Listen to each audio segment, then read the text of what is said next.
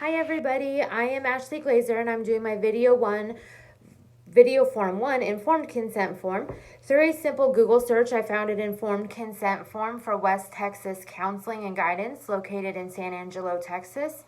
The entire informed consent form that they have for their agency consisted of 7 pages that reviewed all of the required information, such as mental health services provided by the agency, therapist information such as credentials, and the requirements and expectations that the counselor will discuss the evaluation process, diagnostic formulation, and method of treatment, as well as possible side effects, extent of treatment, and any alternatives to treatment with the client. I found this to be consistent with the ACA Code of Ethics A2A informed consent and A2B types of information needed.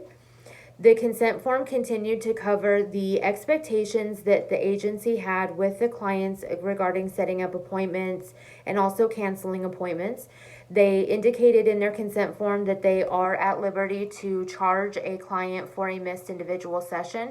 It did not include information whether or not the client would be charged the full price of the regular payment, or if there was an alternate payment that they would be charged for missing individual sessions without prior 24-hour notice.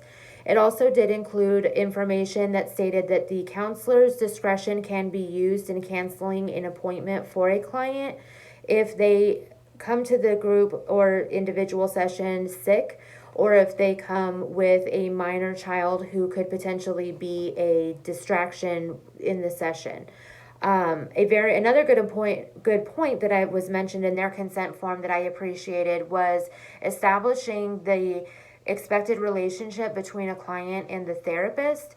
They stated that their firm belief was that the only relationship that the client and therapist should have would be a professional one. They believe that if you know somebody prior to or you do business with that client, that it undermines the effectiveness of your counseling sessions and your counseling relationship.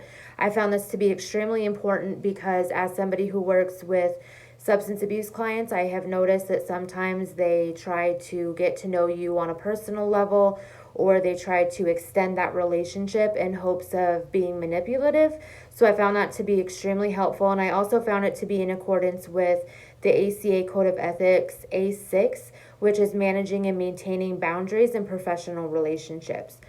Confidentiality was also discussed at length, including the understanding that no information would be released by the therapist unless given permission by the client, but it did indicate times where that confidentiality would have to be broken without the client's consent, and that would be in times of child abuse, abuse of the elderly or disabled, abuse of patients in mental health facilities, AIDS, HIV infection, and possible transmission, and criminal prosecutions, amongst some other things.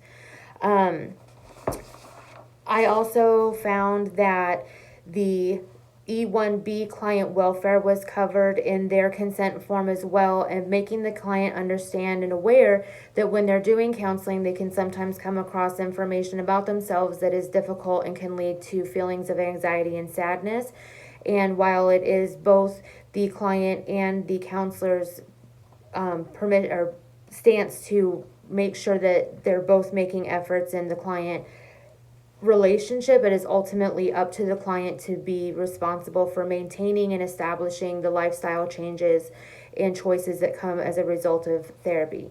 I did some extensive research into the importance of code of ethics and making sure that our clients are maintained in their understanding of what their rights are, and I came across Dr. Stephen Banke, who is an APA ethics director, wrote an article in 2004 stating that the ethics code is based on 2 key components. Number 1 is a set of principles and a code of conduct.